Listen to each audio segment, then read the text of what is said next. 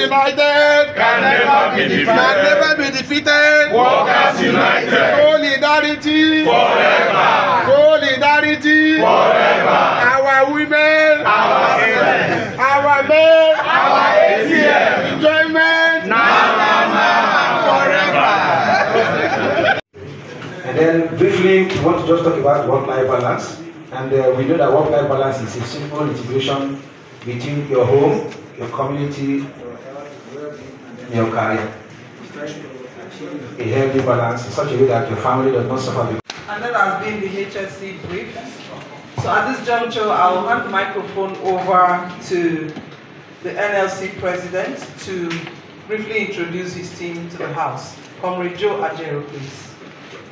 Madam, is NLC active? Thank you.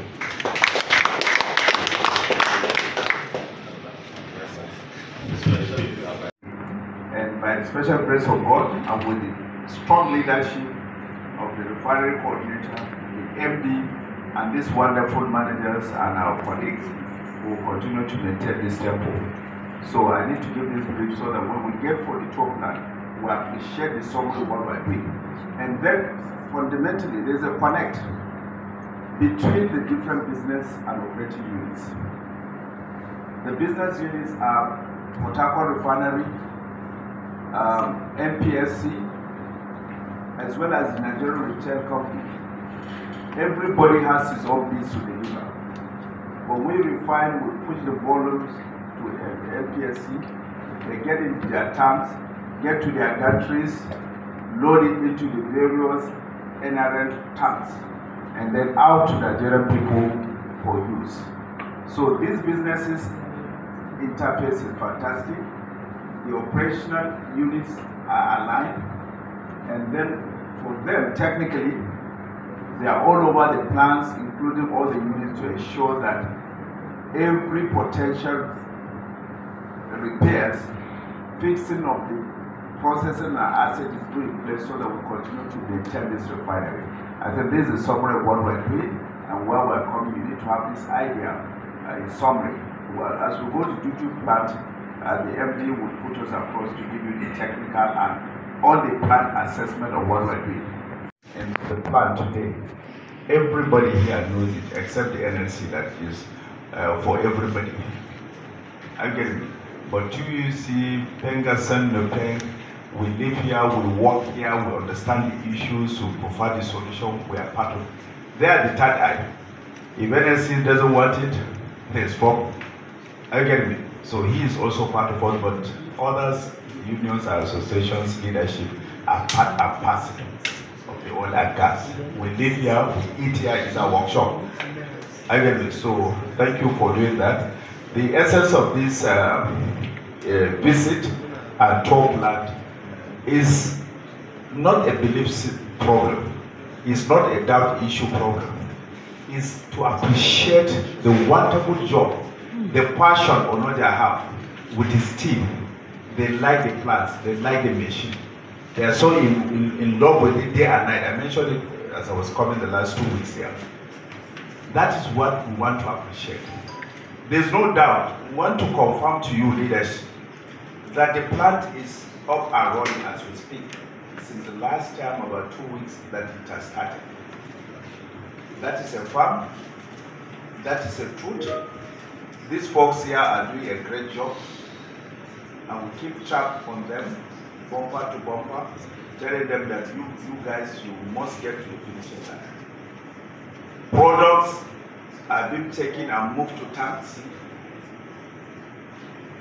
Then, at the other end, our day tanks there, with our products, we ensure that they are loaded out.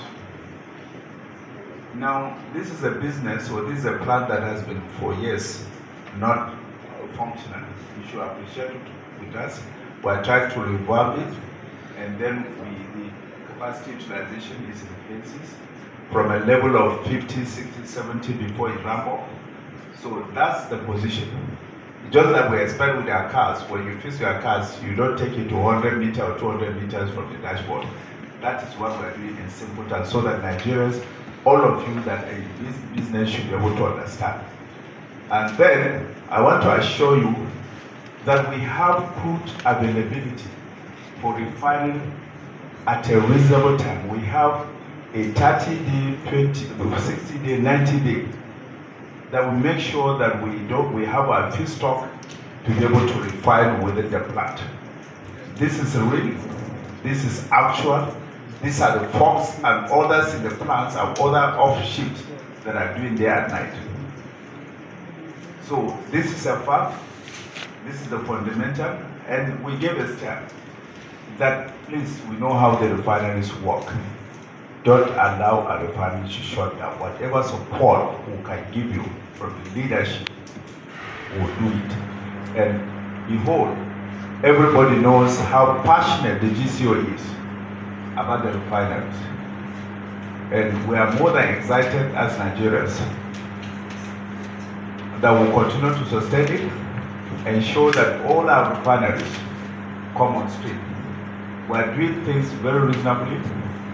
We are not giving timeline right now because we said talk, action. Out there, people talk, we are okay with them, but the issue is that when we walk, that becomes our agenda with any perception that everybody knows. As you are aware, when we have crude, we refine it to get into so many products. And those products, the components, will be able to get out what we're producing as of today. The Harcourt Refinery, as we speak today, is producing PMS, which is gasoline, the normal conventional petrol that is stored. It produces AGO, it produces KRO, and also part of the derivatives are among other products like FPFO, which we are making, as you must have seen in the press last week. After you might have taken us to the field, we'll come back and then, ask one or two questions. One critical issue is that we have been committed to this for years, asking that this refinery must work. The labor unions you have in the country, and that we can see that it is working. And now I'll be more competent to say that when I move around. The capacity it is working now and is going to work tomorrow and next tomorrow are still part of the process, because we quite understand that as a part of the engineering process, it is not magic and not miracle as to say that there be light. Take that process for us to get to where we are. That is, and we didn't come here as doubting Thomases.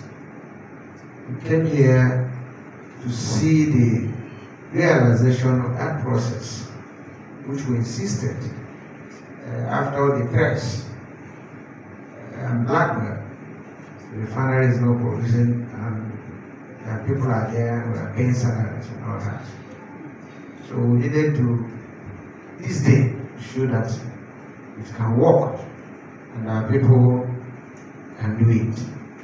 So you will understand that this is like a very interesting day for us, and that we hope, because we mentioned 60–70%, we hope that it moves faster to work to 100%.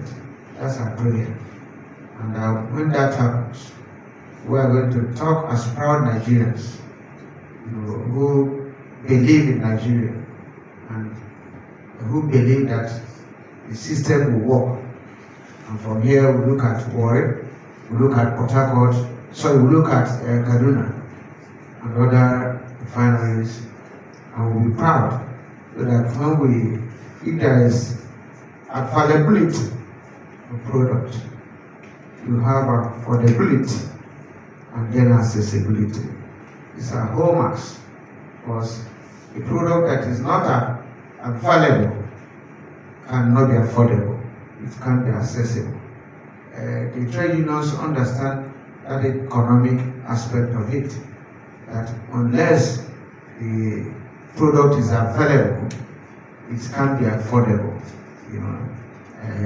And if we depend on bringing the product from abroad, and at an era where the foreign exchange is equally another thing, and a country with abundance crude, that Nigeria will be better with what we are seeing today, and that at the end of the day, we'll be happy that we'll embark on this agitation. From day one, our engagement with government, if you watch in all the agreements, it is Port Harcourt Refinery, Port Harcourt Refinery, Port Harcourt Refinery. That will tell you how we are feeling today. So I will reserve other comments when we might have been out there and back. But I think we have done almost 60% of why we are here, because we're already here in the plant, and you have equally given us a background on what is happening, and we have seen the plants. So I think we're almost done in our mission there.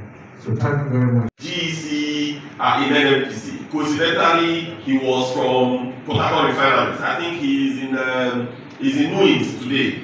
Then I was someone that was also very passionate, Comrade Victor. He was very, very passionate about the refinery coming on stream. I remember when we were doing the EPC selections and all that, I sent him to represent Pengasan in those procurement processes and all that. And he told me that he was employed in NNPC in 2007. That from that 2007 that he was employed, that he has not seen this kind of transparency, that he has not seen this kind of drive and this kind of seriousness to make the refinery work. If you know Victor Odo, before he made 20 statements, in fact, about 18 is going to be about refinery, because he is as passionate as our MD of the refinery today. So again, we all saw this, we knew it's going to happen, and we also know as well, not just believe, we know that yes, it may take a little while, but we know the worry will come on stream. We also know too, I mean, if the old Port Harcourt Refinery can come on stream, it's very easy for us to extrapolate that the new Port Harcourt Refinery will soon come on stream. So